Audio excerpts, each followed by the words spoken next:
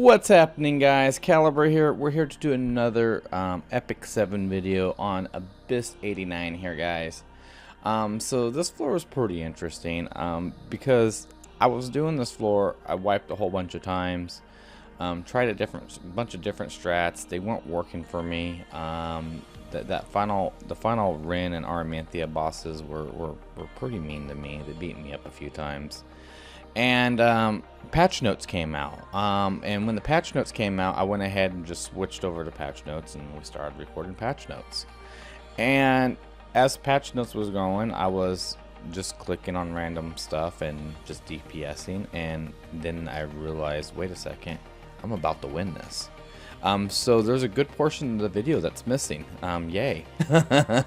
So yeah, enjoy the missing parts.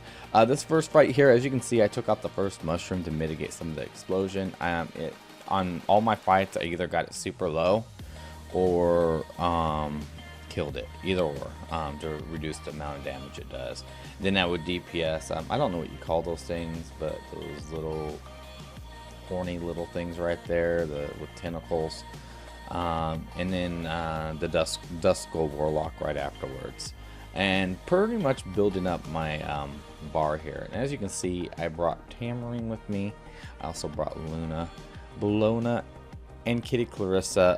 So Kitty Clarissa is there for dispelling. She can remove 2 debuffs from allies, and her S2 can remove two stacks of debuffs from the enemy. So taking advantage of that in her dual attack, it's pretty much, you know, when you have Kitty Clarissa in the team, it's kind of like having Luna in the team, just with other abilities. Kind of cool. And then let's see here, Tamarine's here also for her dispel and the remove buffs. She wasn't able to keep up with it enough, so Kitty Clarissa came in. Okay, so we transitioned here. This is Rin and Aramanthia and 2 crystals. The green crystal, every time it's Rin's turn, Rin gets healed from the green crystal, and it removes a debuff. I believe that's what the mechanics on that crystal are, and it's just disgusting. Oh my gosh, it's so disgusting. There's a couple ways of going about this. Everybody in my chat was telling me, hey, use a CR pusher on Rin. She'll never get a turn. She'll never heal. That's completely fine and dandy. I don't really run CR pushers. I really should. I need to build one up. I really do. But I know Litica. I do have a Wanderer's Silk, which could work. But so as you can see, the crystals are invincible, and when they become uninvincible, that's when they start doing their abilities. So I'm thinking about taking out the green crystal on this, because to reduce the chance of removing debuffs and all that, it just seems like a really good idea. And then the red crystal above, every time it's one of my character's turns, it does AoE damage, and that AoE damage actually starts stacking up. You just got to think, every time one of your characters takes a turn and your whole entire group takes damage, it adds up. So that's up to you how you guys want to handle that. One of the mechanics that I found in this fight that was really annoying for me is every time you threw a heal out, Rin got combat readiness by I think like 50%. It was something insane. So trying to keep Rin under control and taking AoE damage was pretty difficult for me, especially not having a CR pusher. So this is the way I did it without a CR pusher. I tried this team with I tried Angelica, Tam, Luna, Kitty Clarissa. I tried it with Angelica, Tam, Bellona, and Kitty Clarissa. I tried it a bunch of different ways. Assassin Cartuja, Axe God. This just seemed to be the way to go for me. My Luna just hits like a freaking truck right now. I really need to get another unit that hits like a truck like Luna. So I guess right here we're DPSing down that crystal, trying to get it down before we even DPS Rin, because what's the point of DPSing Rin when she's going to heal up every time it's her turn and every time I pop a heal off? So I'm just trying to mitigate all this, and I'm trying to use Luna for it. I actually think I may have decided here not to go for the crystal, because I was having bad RNG on my crits. let's see here. Do I back out of that attack? I may. I very well may. But yeah, I'm definitely thinking about if I'm gonna attack it or not. I'm weighing the pros and cons right now. But yeah, this is a fun fight. If you kill Arminthia or Ren, either one of those, that is GG. That's the game over. So you can kill either Arminthia or Ren. It's up to you. I ended up going for Ren because my Bellona could actually hurt Ren, and my Luna could somewhat hurt Ren, which she turned out to be able to hit her quite a bit. I was actually surprised the amount of hits I got off with Luna. Okay, I did decide to go Crystal. I did this fight so many times I couldn't decide or not if I went Crystal. So you see, as I DPS'd that, it threw its invincibility shield back up. So now, between now and when the other Crystal shows up, I can DPS on Ren all I want. So this is the pattern I went with. The CR pushback way seems like such an easier way. Lidica is a broken unit. So if you have Lidica, just use Lidica on Ren. That's problem solved. GG. Don't even worry about the green crystal. Don't worry about it whatsoever. Alright, so at this point in time, I guess I'm discussing what I'm going to be doing in this fight. It's simple. Hit Ren in the face. Let's go. So yeah, pretty much going after Ren here, doing as much DPS as possible, taking advantage of Kitty Clarissa's S1's dual attack to the highest character, and then also on top of that, Tam's idle form S1 dual attack with the highest character. And just from there, we just continue plugging away at this, doing damage. Ren is so annoying. She's constantly buffing herself, constantly, you know, dispelling stuff. She's just a beast in this fight. Arminthia is pretty annoying too. If she can get those burns land on you, she's just gonna burn you all day long, and it's just a painful situation to be in, to be burned through a whole entire fight. So yeah, that red crystal's up, so we're DPSing it down. So if you pay attention right here, every time it's one of my character's turns, I take damage. So pay attention to that next turn, unless I kill it right here. Yeah, see, boom, took damage. You take 700 damage every time it's one of your character's turns. So if you got super fast characters, yeah, that's just gonna hinder you a little bit. And then the more you heals, the more you push combat readiness on Ren. It's kind of a double-edged sword right there. So you either need to go with a good burst team on this fight, or you need to bring yourself a good combat readiness pushbacker like Lidica or Wanderer's Silk, or somebody that can help you out on that. That's why I ultimately went with Luna on this fight, I think, because, you know, it's a red crystal, she can take it down a little bit quicker. I think right here I was debating if I should AoE or not, if the AoE damage was going to take it out. Unfortunately, it wasn't.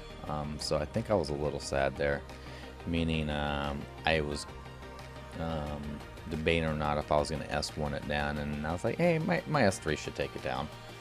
So yeah, going from there, the crystal's still not down. I freaking potatoed it again. It's so low.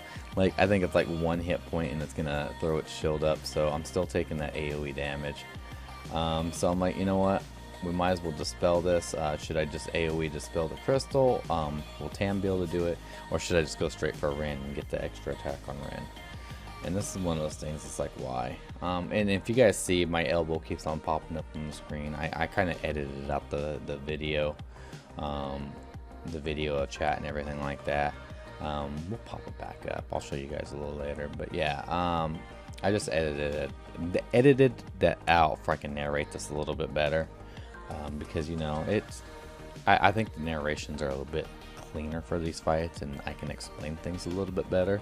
I feel like sometimes when I'm doing it live, I miss some of the things that I should be explaining in a YouTube video. So that's why you're seeing a little bit more narrations like this for my Abyss fights. I think it's a little bit more cleaner and better. So let's see here. Kitty Clarissa just about went down there. I think this is a decision I decide I'm going to go for. I think I'm deciding if I'm going to do a burn S1 or if I'm going to do an S2 right here. And I believe I go for the S2. Yeah, I went for the S2, which was a smart move because later on I'm gonna need those burns, most definitely. And there we go, 20k damage with a dual attack of 22k. Luna Potato in again. So Luna is water element, so attacking Rin's pretty rough. So she's, I forget what the math on it is. I think you have a 50% chance to miss, and then if you miss, you do a whole lot less damage. I forget what the math on it is. Someone can correct me in the comments, but either way, when you're taking opposite elements and stuff like that, it really hurts you. So as you've seen, the video screen did transition there. I was going through the patch notes, realized I could possibly win this fight, so I switched over. And I'm like, all right, let's do this. It's on like Donkey Kong. Let's make this happen. So I start doing my DPS, getting things set up, and unfortunately Araminthia snaps her fingers. And then, boom, we have a burn stack on us, and Kitty Clarissa goes down. I'm probably a little shocked at this point, like, oh crap. Yeah, game over, we are done. What am I supposed to do now? And then I was like, you know what, let's just push through. Let's see what we can do. Let's see if we can take her out still. We're really close. I have a decent bar up where I could possibly do 2 Archies. So let's give it a try. Let's give it a try and see what happens. So I bust out with Archie number 1 here. And I was like, wow, that did enough damage. Perfect. Should I S3, S1, or should I Archie? And I was like, you know what? I think Archie will do it right here.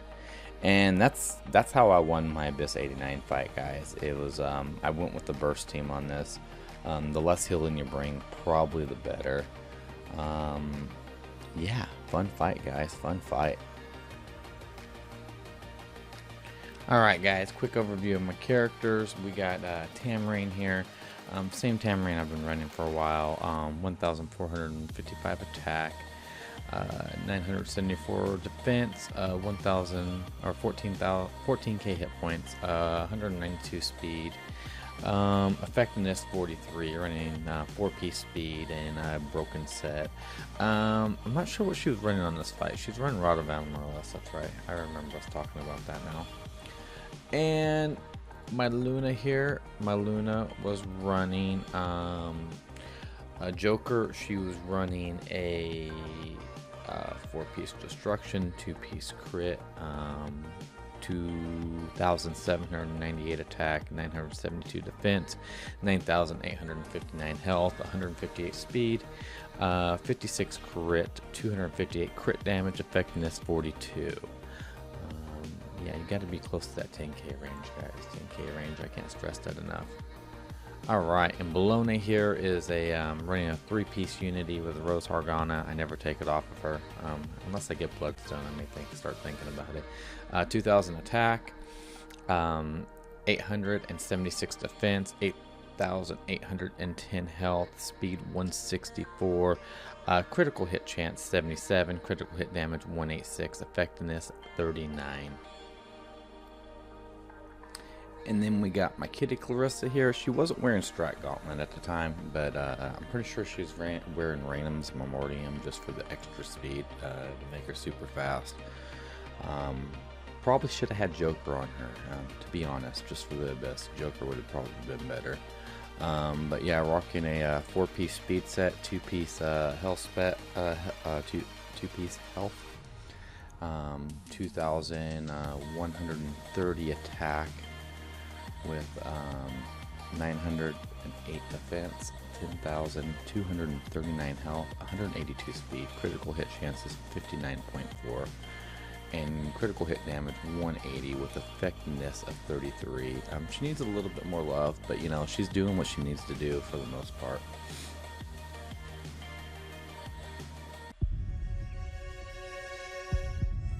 Thank you guys for watching the video. Like and subscribe. Follow me on Twitch TV, on Twitter. Hop on our Discord channel. Be a part of the Epic 7 community here. Right below are the links. Thank you. You guys have a good one.